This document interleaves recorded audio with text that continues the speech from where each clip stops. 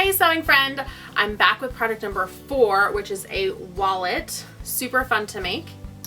And this has either a magnetic clasp or you can use the same Velcro dots that we used for our fabric cuff bracelet. This wallet is fun. It even has little pockets for you to be able to put your gift cards, or maybe in the future credit cards, right in there. You ready to start sewing? Project 4 is our little wallet, and this is a super fun project to make. It has quite a few steps, but I'm going to walk you through all of them and make sure that you have a really fun wallet when you finish. I have chosen this fun rainbow print as my outer print, and I have this as my inner print.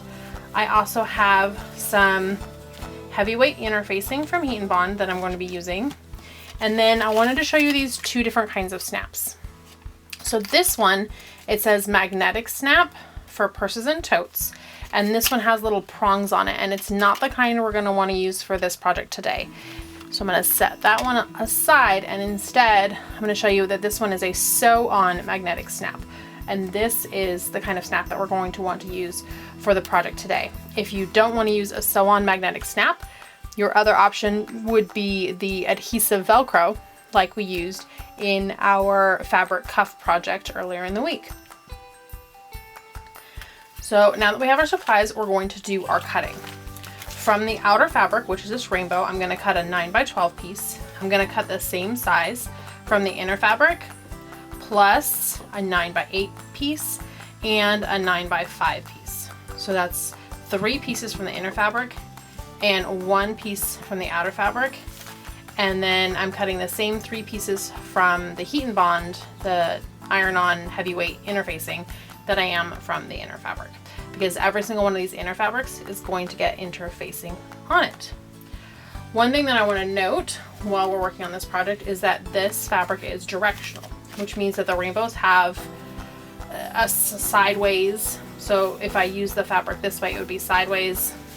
If I use the fabric this way, it would be upside down. And if I use the fabric this way, it would be right side up. Now that can be an issue with this project depending on how you want things. So because the way that the purse comes together, you have to decide where you want things to be right side up and upside down. So do you want the fabric on the back to be upside down and the 2 fabrics on the front to be right side up, or vice versa? And I'm going to have it so that on my flap, the rainbows are right side up on my flap. But that's going to be a choice for me. If it's going to bug you that your rainbows are going to be upside down anywhere on your project, then you want to pick a fabric that doesn't have a top and a bottom. You can still have a sideways, but you want one that doesn't have a right side up like this one. All right, so we're going to go ahead and mark our fabrics like we have in the past. So I've got my fabric marking pen and my rulers, and I'm going to go ahead and start measuring my pieces. Now I need a 9x12 inch piece, and neither of my rulers is 9x12. And honestly, a 9x12 ruler is pretty expensive, and it's not something that you want to buy just to use once, because it's going to cost you definitely more than $20. So instead, I know that this sheet of paper is 8.5 by 11. So I need 1 inch taller and 1/2 inch wider. So I'm going to put this paper down. And so this is 11, and I need 1 inch longer than this.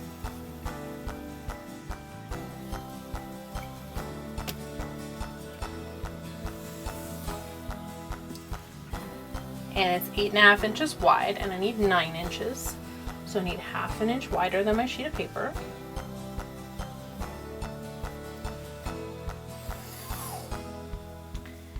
And then I'm just going to line my ruler up with my edges of my paper just to make it easier to draw my lines.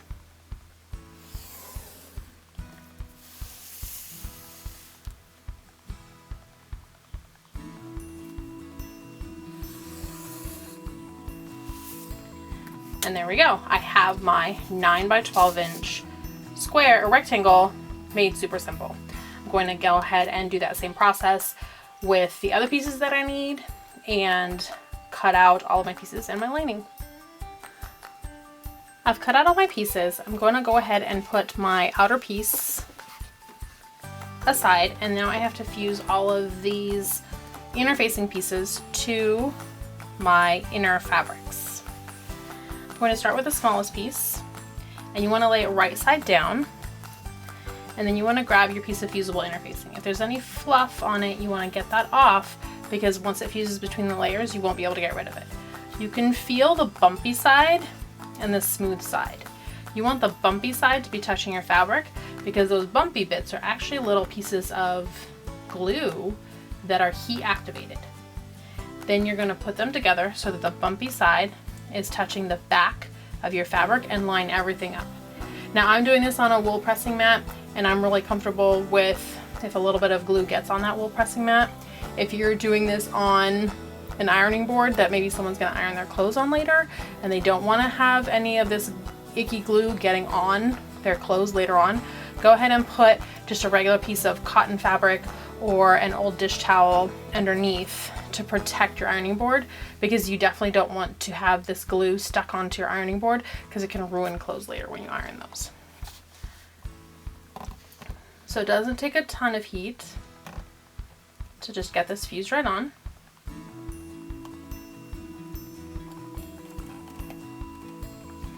I've got a really hot iron.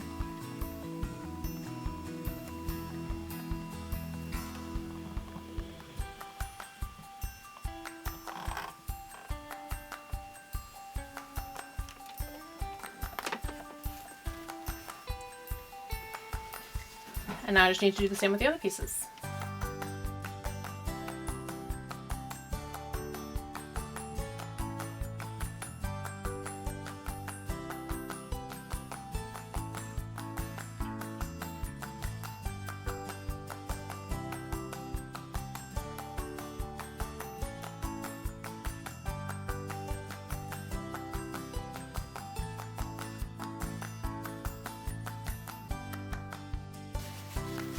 I've got my two large pieces and I'm putting them right sides together, and I'm actually going to sew across the top using a 1/4 inch seam allowance and leaving a 4-inch gap.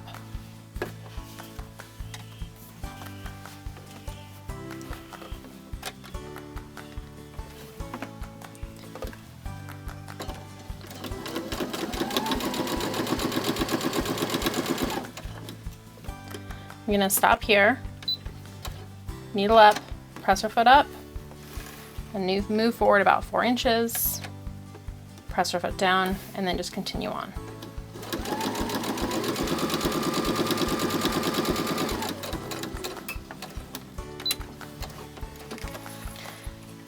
Needle up, press our foot up, and cut that thread. Now, if this is kind of bulging, you can go ahead and just grab your scissors and cut the thread on both sides. So now we're going to turn this right side out, and you can finger press or press with an iron right along this seam line.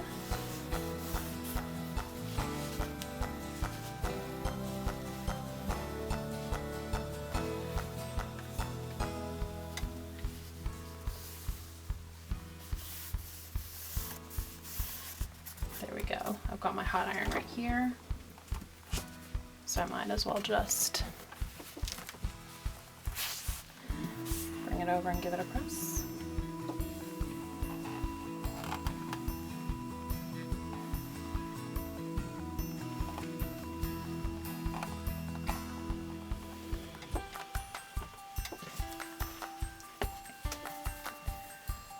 Okie doke. Now I'm going to follow my instructions, and I'm going to measure down 4.5 inches.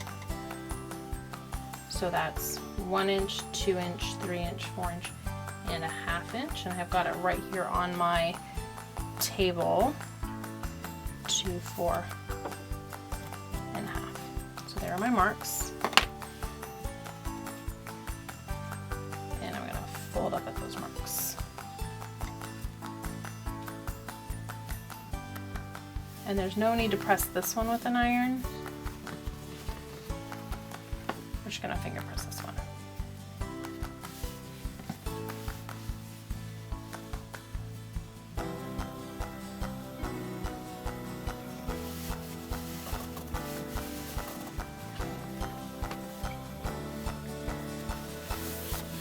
There we go.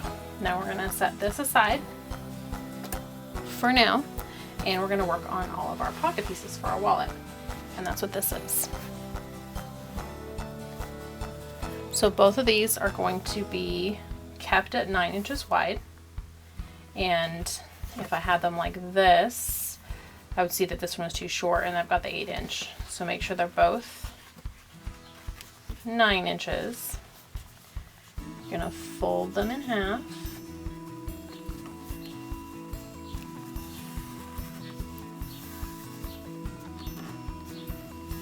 And then I'm gonna stitch right across this edge with a 1/4 inch seam allowance. So I'm gonna do that.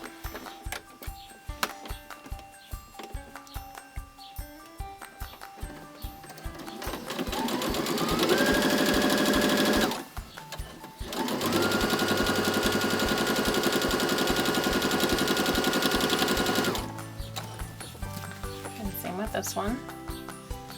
Now notice I didn't do needle up, presser foot up. I can cut both threads in a minute. I'm just going to add a couple stitches so there's some thread between them, and then I can just add the next one in.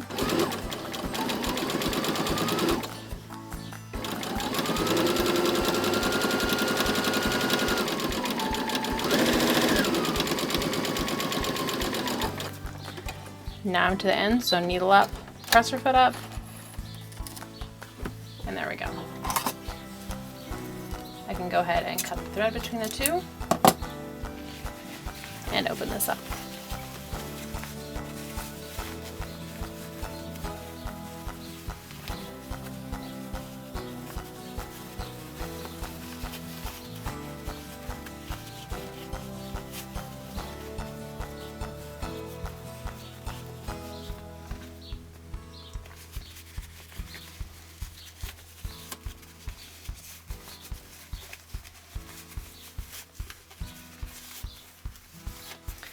These are just getting flipped right side out through the side.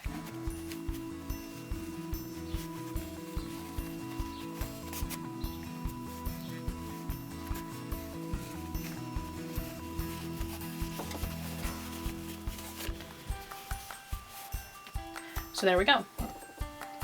Now I'm going to just go ahead and press these flat.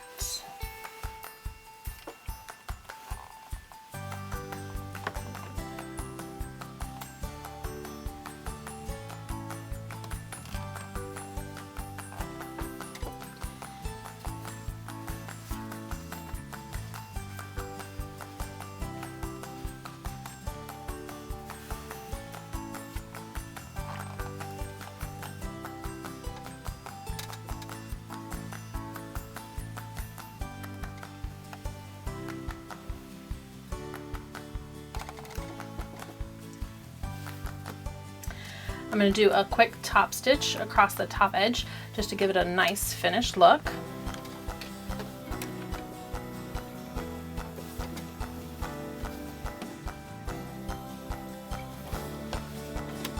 And a top stitch is about 1/8 of an inch away from the edge.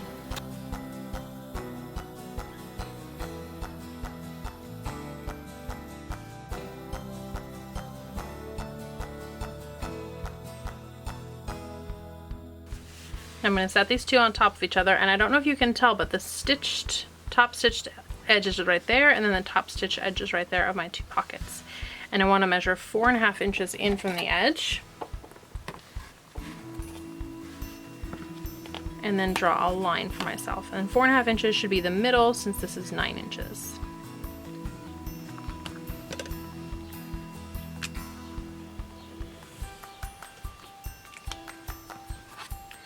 And I only drew the line on the pocket, not on the bigger piece. And I'm just going to start down here, stitch all the way up, turn the whole thing around, and turn around and come all the way back down.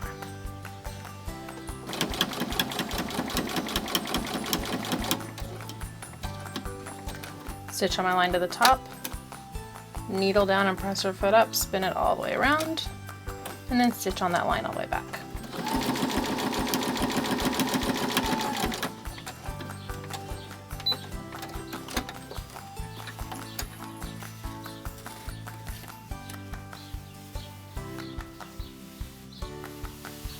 Now one last step, And that's going to be to stitch right across the bottom here, and that's to close up our pocket.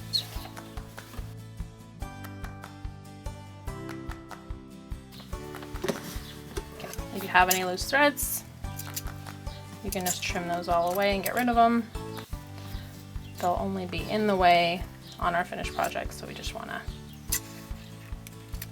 clip all these long threads away. You'll notice that these two sides are still open, and that's totally fine, and we've got raw edges here on the sides. Those are all going to get tucked in during the next step. So we're going to take our whole purse here, and we're going to tuck this pocket piece, and this is really important. You want to tuck it inside the lining so that the bottom is at the fold. There we go. And now we're going to pin all the way around and then stitch all the way around.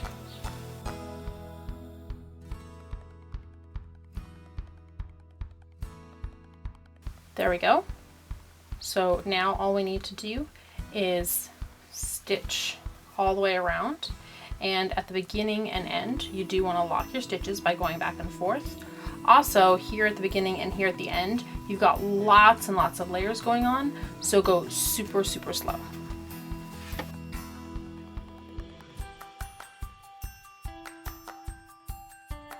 When you get to a corner, you want to stop with the needle down, lift your presser foot up, turn, put your presser foot down, and then keep going.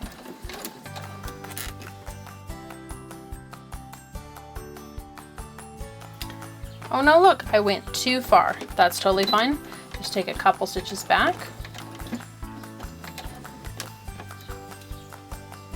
And then go ahead and pivot. And here at the end, we're gonna lock our stitches by going backwards and forwards. Needle up, presser foot up, clip those threads. So we're almost ready to turn this right side out. We want to clip the threads, but we also want to clip off these corners. I'm being really careful not to cut the actual stitches. I'm just cutting off the extra fabric in those corners. And then same up here at the top. I'm not cutting the stitches, I'm just cutting across to get rid of all the extra fabric in that corner. And there's still a couple threads between where I cut and the stitching line. Now, remember that 4-inch hole that we left at the beginning? It's right in here. And we can turn our whole project right side out through that hole. And it'll get a little wrinkly, but that's okay. It's nothing that can't be fixed with an iron. So start pulling everything out. Now if you see, my pocket didn't get sewn in, and I wanted to be able to show you that this could possibly happen to your project. And all that means is that my stitching didn't catch that pocket. So what I need to do is turn it inside out again.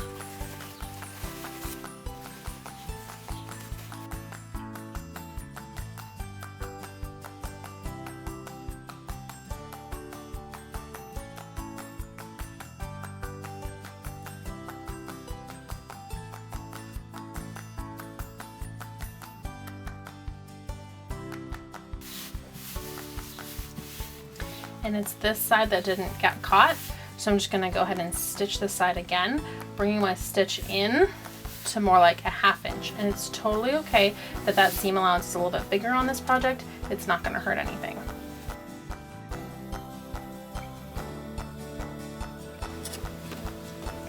And I locked my stitches at the beginning and the end of that stitch. And so now when I turn it right side out, everything should be good. Looking good.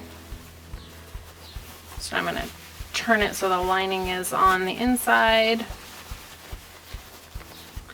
And I can put my fingers inside through that hole and work on getting all the corners poked out. Now you don't ever want to use a sharp point of your scissors to get these corners pointed out, but you can use like a pointy end of a pen, not the point that has the ink, because you don't want to leave ink marks.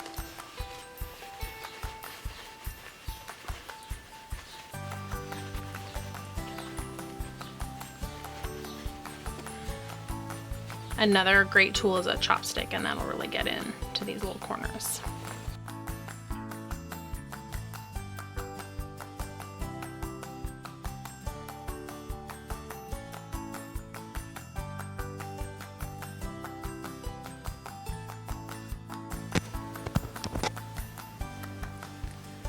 So I've given everything a quick press, and we have our little purse, and it's got a nice divider with some fun little pockets for credit cards or gift cards, depending on, you know, if you've got credit cards yet. And we still have this hole here to close. And I'm going to show you a trick on the sewing machine that if you want to be able to stitch this closed and have it look a little nicer than if you hand sewed it, you can do this trick on your sewing machine. So most sewing machines will have this tray here that you can pull out, and it makes this area smaller so that you can get right in a whole lot easier. So we're going to get right up against that edge, put our presser foot down, and just do a couple stitches back and forth right at that edge. We want it to be almost invisible that we did it, but that locks our stitches. And then we're sewing really close up against that edge to stitch this hole closed.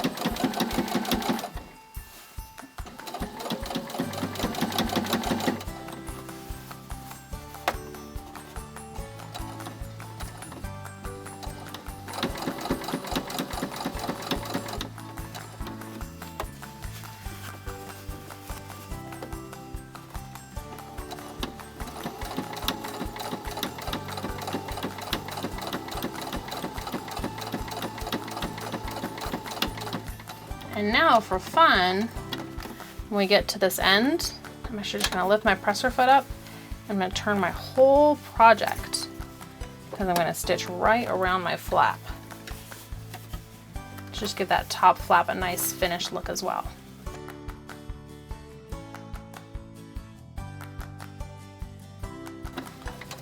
Remember, when you turn, needle down, presser foot up, pivot, presser foot down. Now we want to open this flat so that we can see the spot where we started.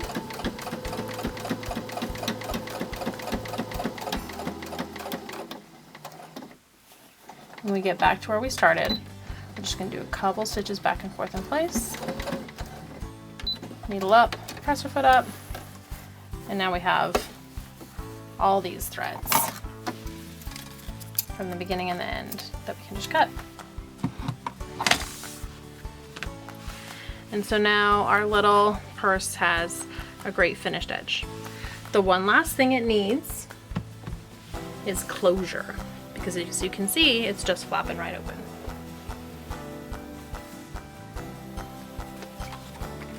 So I have this Sew On magnetic snap that I'm going to use. And it doesn't actually matter which one you do on the top and which one you do on the bottom, but me personally, I think that this thicker part looks nice on the bottom, it's a little weightier, and this thinner part looks nice on the top. So what we're going to do is we're going to start by stitching this bottom one in place by hand using a needle and thread. First, you want to decide the placement of your snaps, and this top one is pretty easy because I want it kind of near the edge and I want it in the middle. So you can use your ruler to measure where your middle is.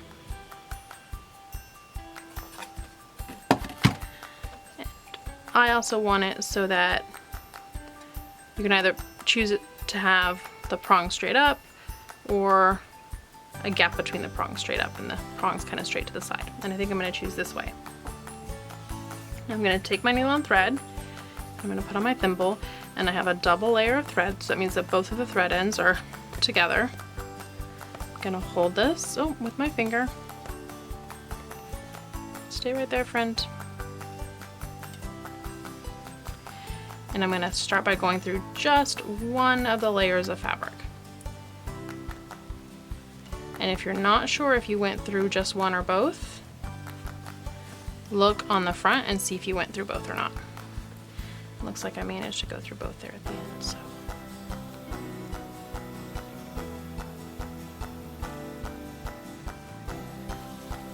That looks good. And so what that does is that tucks the thread away inside.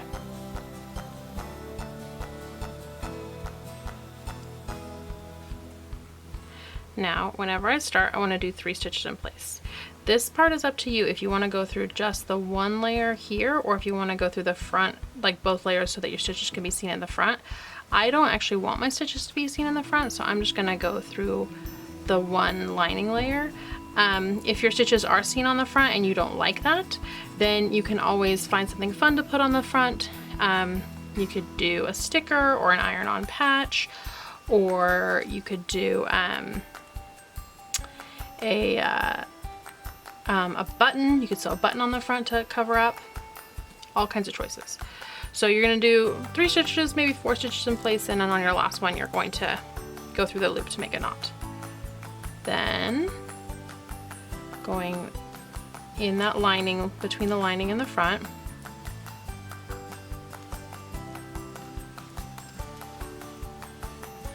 you're going to go to the next loop. And we're going to do the same thing again. 3 stitches to hold this loop in place.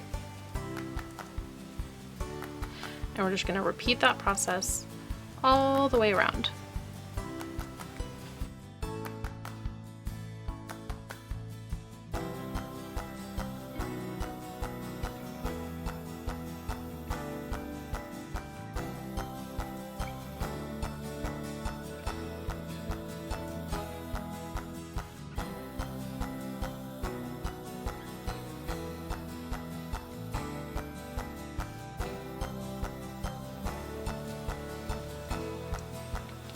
When you've gotten to the last little loop that we're stitching on,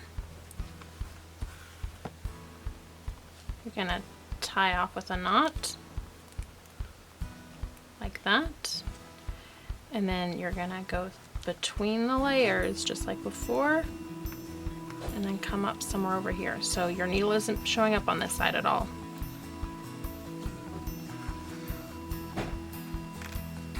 And then you can pull that thread a little bit. And we're gonna cut, make sure you're not cutting the fabric, you just want to cut close to that thread. And then you're all set with the top part of your snap. Now the bottom part of your snap, you want to secure the 2 pieces together. Make sure that they're happy the way they're magnetized together. Fold everything the way that you want it to look. And then with your fingers, you're going to hold this piece right here. And now, I'm going to take my marking pen and I'm just going to pivot this a little bit so I have my 2 flowers side and side. With my marking pen, I'm just going to put a dot inside each one of those little loops. So that way I know exactly where everything needed to line up. And I'm just going to attach this one the same way I did before. Taking my double layer of thread. This time I can start from out here and then just go to a loop to start.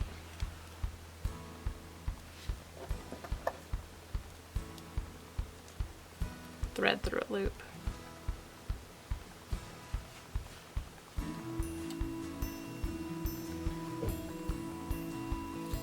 And I can stitch. And on this one, if you go through all the layers, honestly, no one's gonna be able to see it because it's not on the outside.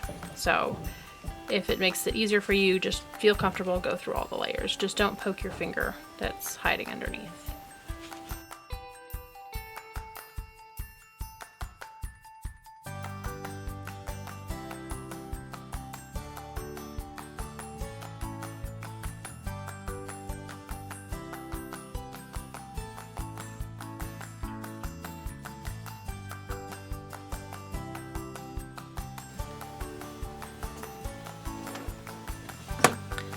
Just like before, when we're done stitching, we pull our thread out and cut close. And then we want to make sure that we put our needle away in our pincushion. And now it closes it beautifully. And as I mentioned, the rainbows on the back, they are upside down, but on the front, it looks perfect. So I've got this fun wallet that will hold all my stuff. And if you want, you can actually take a ribbon and sew it to either end, and you could actually turn this into a fun little purse. Wasn't that so fun and easy to make? Can't wait to share with you project 5 in our summer sew camp. See you right back here real soon.